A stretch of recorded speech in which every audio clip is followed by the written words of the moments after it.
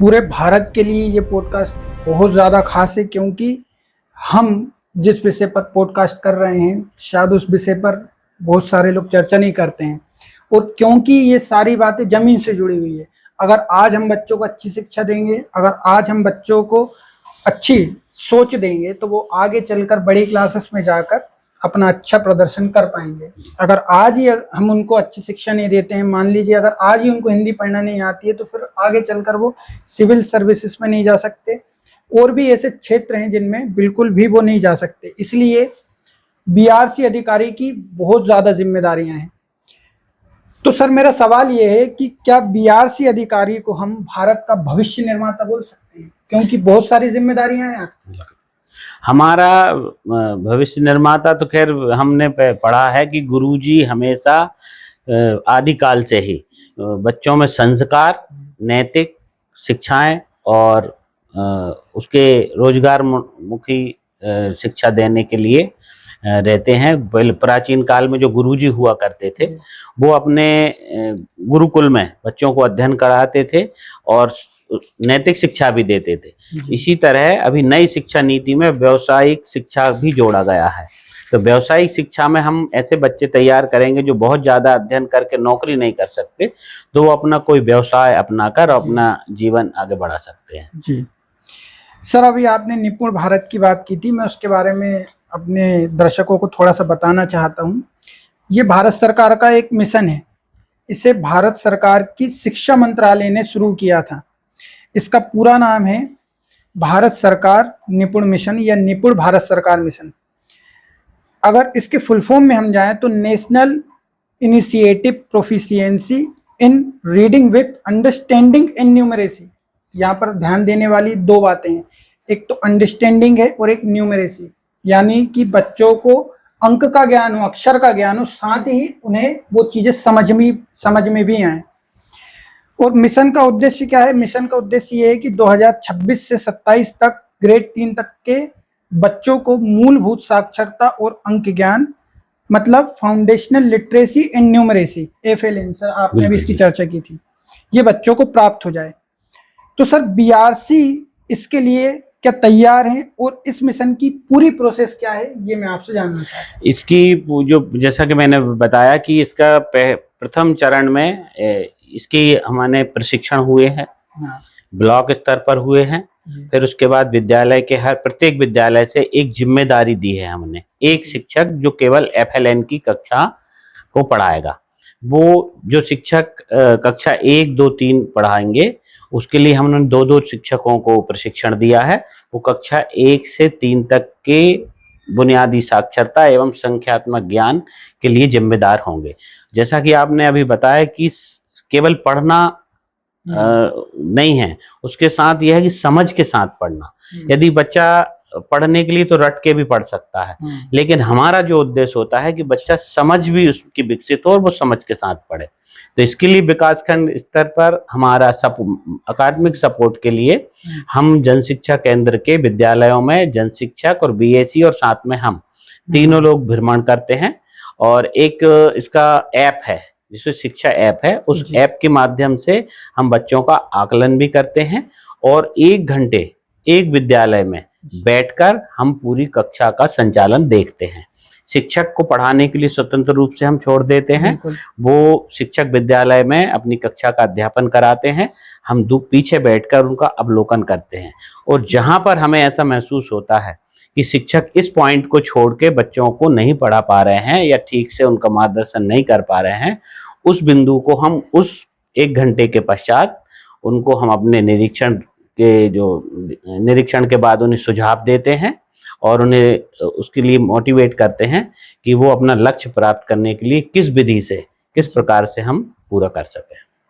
Sir, हर साल ऐसी report आती है कि एक स्कूल की छत गिरी, कई सारे बच्चों की मौत हो गई, या किसी स्कूल में पानी की बिल्कुल व्यवस्था नहीं है, और पानी है तो इतना गंदा है कि उससे हाथ भी नहीं धोए जा सकते, उसे फिर पीना तो बहुत दूर की बात है। मतलब इंफ्रास्ट्रक्चर की बात है कि वो ठीक नहीं होता अधिकाधिक स्कूलों में। तो उसके लिए फंड भी आता है और उसके लिए सरकार बहुत सारी योजनाएं भी चलाती है, लेकिन उसके बाद भी अगर हम देखें तो हमारे भारत के बहुत सारे ऐसे स्कूल हैं, और अभी बिहार में एक स्कूल की छत गिरने से कुछ बच्चों की मौत भी हो गई थी, जो मुद्दा बहुत ज़्यादा पूरे हमारे भारत में ट्रेंडिंग पे था, वायरल था। तो सर ऐसा क्यों होता है? क्योंकि सरकार फंड भी दे रही है और सरकार परियोजनाएं भी चला रही है, लेकिन उसके बाद भी ना तो इंफ्रास्ट्रक्चर बहुत सारे स्कूलों का अच्छा होता है। जैसे मैं अपने शहर की बात करूं तो मैं अपने शहर में ये देख रहा हूँ कि बहुत सारे स्कूल ऐसे हैं जिनकी बिल्डिंग तो बड़ी बड़ी है, लेकिन अगर उन पर पेंट की बात की जाए या उनमें सुविधाओं की बात की जाए तो वो बिल्कुल ना के बराबर देखी जा सकती है। तो ऐसा क्यों हो रहा है? नहीं, इसमें मैं ये तो नहीं कह सकता कि ये है, लेकिन जहाँ कभी हमारी एक यूडाइस प्रतिवर्ष भराई जाती है, जिसका शिक्षक अब ऑनलाइन हो गए। पहले हम मैनुअली उसको भरते थे, प्रत्येक विद्यालय के विद्यालय प्रमुख। अब ऑनलाइन डाइस को भरा जाता है, जिसमें स्टूडेंट प्रोफाइल होती है, टीचर प्रोफाइल होती है, और स्कूल से संबंधित भौतिक सुविधाएं क्या है वो प्रोफाइल होती है। उनको भरते समय हमारा विद्यालय का जो प्रधान अध्यापक है वो जिम्मेदारी के साथ उसको पूरा अध्ययन करने के बाद इसका हम प्रशिक्षण भी देते हैं और उसको भरते हैं। तो जहाँ कहीं कोई कमियां पाई जाती है, जैसे उदाहरण के लिए हम कहें कि किसी विद्यालय में कक्ष खराब है, छत गिर गई है या प्लास्टर गिर रहा है, तो वो हम उस यूडाइस में लिखते हैं। और पानी की सुविधा है, अन्न भवन की सुविधा है, फर्नीचर की सुविधा है, सारा डाटा उसमें जाता है। और भारत सरकार के पास जब वो कलेक्ट होता है तो भारत सरकार से फंड प्रदेश की सरकार को रिलीज होता है, और क्रमशः वो विद्यालयों को मिल रहा है और सुधार हो रहा है। अब एक साथ पूरे विद्यालयों का नहीं होता, उसको सने सने क्रम से करते हैं। लेकिन जहाँ कोई ऐसी स्थिति, जैसा बिहार का आपने जिक्र किया, ऐसी कहीं सतत मॉनिटरिंग करते हैं, और ऐसी कहीं स्थिति अगर हमको मिलती है तो हम तात्कालिक व्यवस्था ये करते हैं कि अगर विद्यालय के भवन में 5 कमरे हैं और 1 कमरा या 2 कमरा क्षतिग्रस्त है, तो उनमें हम बच्चों को नहीं बैठाते।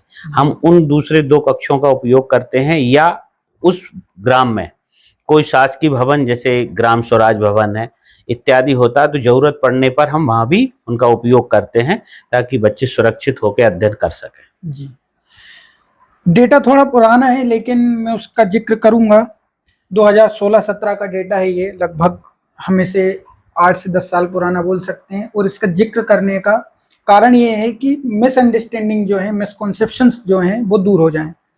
जैसे सर आपने अभी यूडाइस की बात की, यूडाइस का डेटा बताता है 2016-17 का कि पूरे भारत में लगभग 0.67% स्कूल ही जीर्ण अवस्था में, मतलब उनकी बिल्डिंग्स खराब हैं, उनमें पानी की कमी है, उनमें शौचालय अच्छे नहीं है या फिर टूटे फूटे हैं। और बाद में एनसीपीसीआर की रिपोर्ट ने इस डेटा को खारिज कर दिया और कहा कि ये डेटा बिल्कुल गलत था।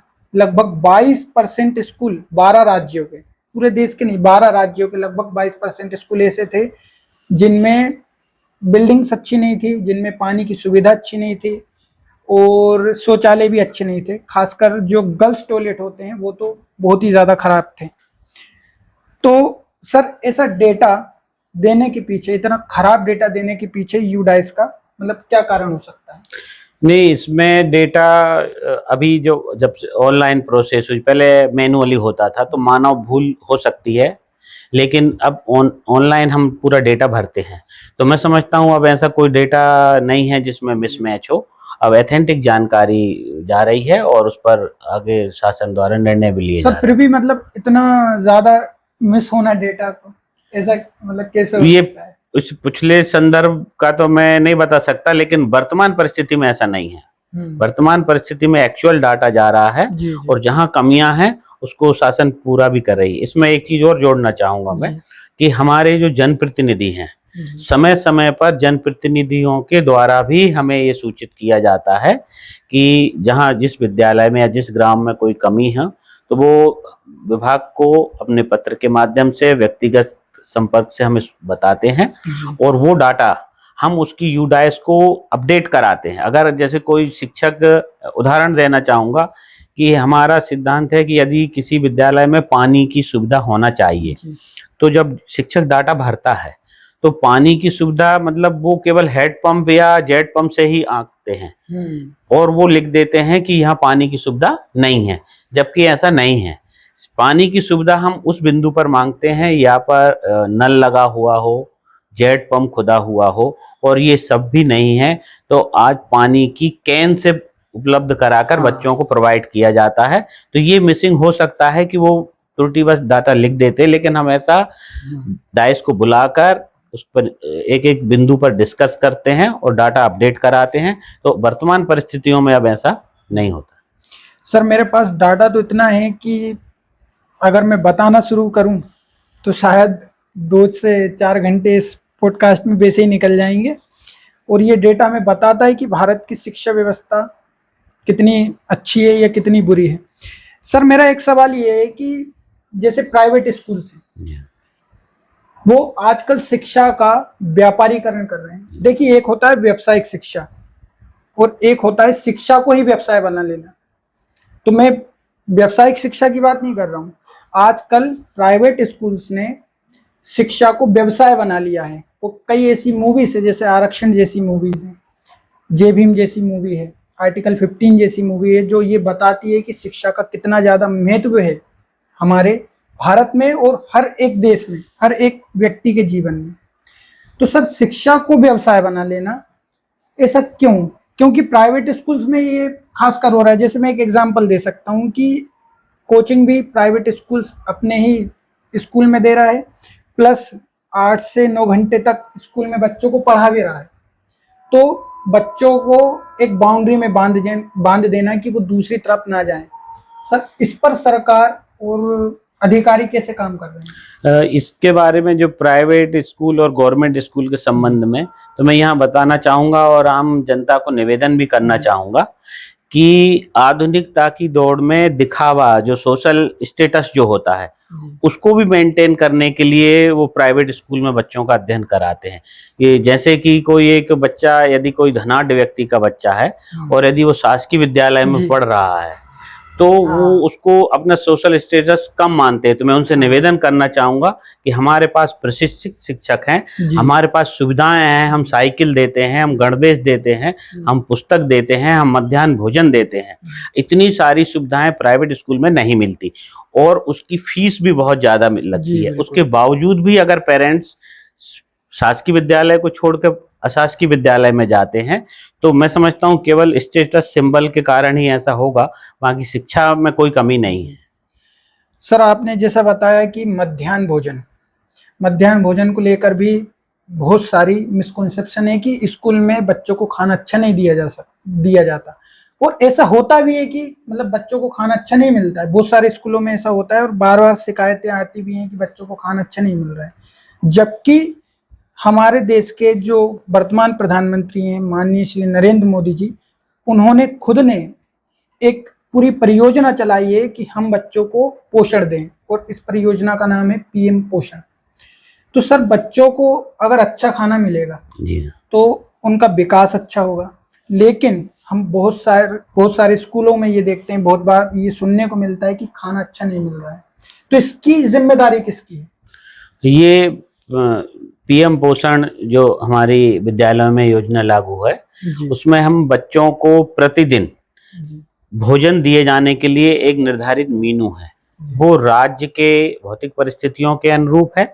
पूरे भारत वर्ष में संचालित है। जैसे उदाहरण के लिए अगर केरल की बात करना चाहूँ मैं, तो केरल में गेहूं की रोटी नहीं मिल सकती, तो वहां पर उसका सब्स्टिट्यूट जो वहाँ क्षेत्रीय भोजन है वो उनको प्रोवाइड किया जाता है। ये एक बहुत बड़ी बात बताई सर आपने।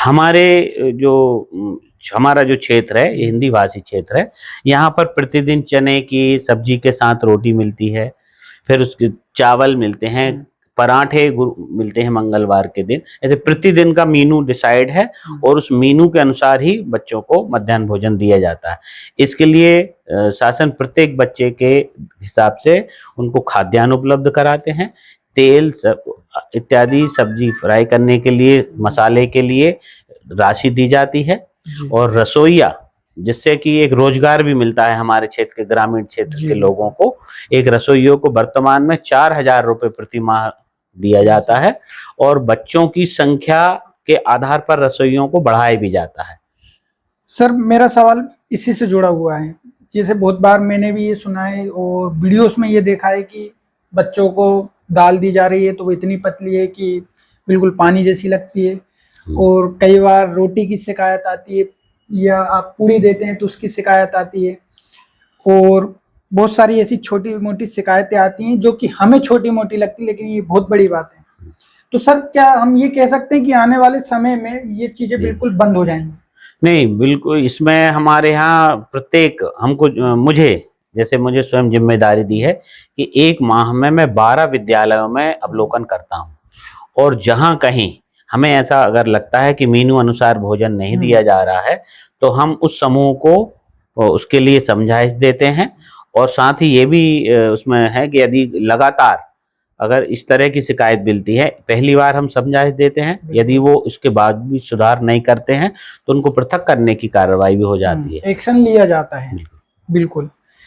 सर जैसा मैंने अभी आपसे एक सवाल पूछा था कि शिक्षा का व्यापारीकरण करना और बच्चों को एक बाउंड्री मान देना कितना सही है, कितना गलत है।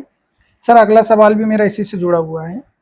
जैसे सर शिक्षा का व्यापारीकरण करें और शिक्षा का निजीकरण करें, जो कि छात्रों के भविष्य पर असर डालता है, तो सर कितना असर डालता है? आपके व्यक्तिगत विचार जानना चाहता हूँ। नहीं, इसका मैं समझता हूँ कि शिक्षा का जो अधिकार है वो हमारा मौलिक अधिकार है। हर बच्चे को गुणवत्तापूर्ण शिक्षा मिलना चाहिए। इसका व्यवसायीकरण तो बिल्कुल नहीं होना चाहिए, और ना होता है। मैं बुधनी के संदर्भ में बताना चाहूँगा कि पिछले वर्ष हमने एक्सीलेंस स्कूल में एक मेला लगाया था।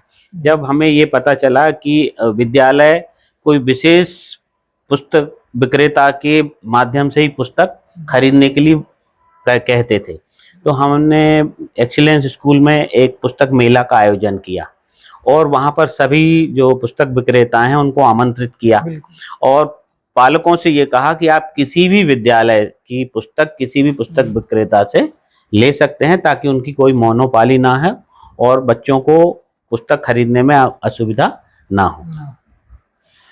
सर जैसे एक सवाल ये है कि बच्चों को साइकिल दी जाती है और सरकार परियोजना बनाती है, खाना दिया जाता है और बहुत सारी चीज़ें दी जाती हैं, तो हम ये कह सकते हैं कि सरकार अपना काम कर रही है। लेकिन इसका मतलब ये नहीं है कि सरकार अपना काम करके उसको भूल जाए, उस पर बाद में एक्शन लेना, काम कितना अच्छा हुआ है, कितना सकारात्मक हुआ है, कितना इम्प्लीमेंट हुआ है, इस सब का सरकार को बाद में डेटा भी लेना चाहिए और उस पर एक्शन भी लेना चाहिए। लेकिन हम ये देखते हैं कि सरकार अपनी जिम्मेदारियां निभाती है और उसके बाद भूल जाती है। उस सारा दोष सर आप लोगों पर आ जाता है, अधिकारियों पर आ जाता है। तो सर मैं आपसे ये जानना चाहता हूँ कि क्या आपके ऊपर ऐसा राजनीतिक दबाव कभी आया है? नहीं, हमारे ऊपर ऐसा राजनीतिक बुधनी के संदर्भ में कहूँगा कि नहीं, ऐसा कोई राजनीतिक हमारे ऊपर दबाव नहीं आता, बल्कि हम तो ये कहना चाहेंगे कि अगर हमें आवश्यकता पड़ती है, हम अपने स्तर पर कार्रवाई करते हैं और जनप्रतिनिधि हमारी मदद करते हैं, क्योंकि जन समुदाय अगर किसी योजना में शामिल हो जाए तो उसमें सफलता का प्रतिशत बढ़ जाता है। तो जनप्रतिनिधि हमारी इसमें मदद करते हैं, और बच्चों को आगे बढ़ाने के लिए, उनको गुणवत्तापूर्ण शिक्षा देने के लिए हमारी मदद करते हैं। तो काम देखिए आप, कितने सारे काम है सर के। एक बीआरसीसी अधिकारी को स्कूल भी देखना है, प्रशासनिक काम भी देखना है, प्रशिक्षण भी देखना है, किताबें बढ़ रही है या नहीं बढ़ रही है ये भी देखना है, साइकिल कितनी दी जा रही है, ये सारी चीज़ें आपको देखना है। और मान लीजिए अगर किसी क्षेत्र में ये सारे काम अच्छे से नहीं होते हैं, या इनमें से कुछ काम भी अच्छे से नहीं होते हैं, तो नाम आपका खराब होता है। तो कई बार क्या आपके साथ ऐसा हुआ है? क्योंकि मैंने बहुत सुना है ऐसा कि ऐसा होता है। नहीं, ऐसा कम से कम बुधनी के संदर्भ में तो ऐसा कभी हुआ नहीं है, लेकिन फिर भी मैं आपके पॉडकास्ट के माध्यम से ये निवेदन करना चाहूँगा कि हमें 1 सप्ताह में कम से कम 3 दिन हमारे ऐसे होना चाहिए, हम केवल स्कूल को दें। स्कूल में जाकर हम बच्चों को पढ़ाई जाने वाली विषय वस्तु को देखें, उनकी विधि को देखें, किस तरीके से बच्चों को पढ़ाया जा रहा हो।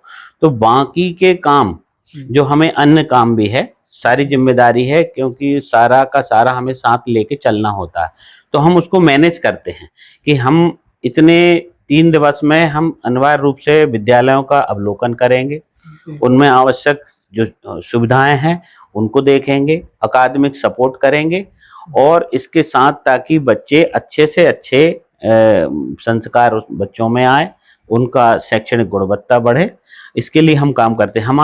हमें मतलब मैं स्वयं इसका एक्सपीरियंस बताना चाहूँगा जी कि सारे काम होने के साथ-साथ अगर मन में इच्छा शक्ति है कि मुझे कुछ करना है, हमारे जो ग्रामीण क्षेत्र में आखिरी बच्चा जिसके माता-पिता बड़े अशासकीय विद्यालय में नहीं पढ़ा सकते, अगर हमने वहाँ पर ध्यान नहीं दिया तो वो शिक्षा से या तो वंचित हो सकता है या जो उसका अधिकार है उतनी शिक्षा वो नहीं प्राप्त कर सकता। तो लास्ट व्यक्ति के बच्चे को भी अच्छी शिक्षा मिले, इसके लिए हम अकादमिक सपोर्ट उनको बहुत आवश्यक है। शिक्षकों को उपस्थिति के लिए जो अन्य योजनाएं हैं ये हमें सहायक होती हैं ताकि बच्चों का ठहराव हो।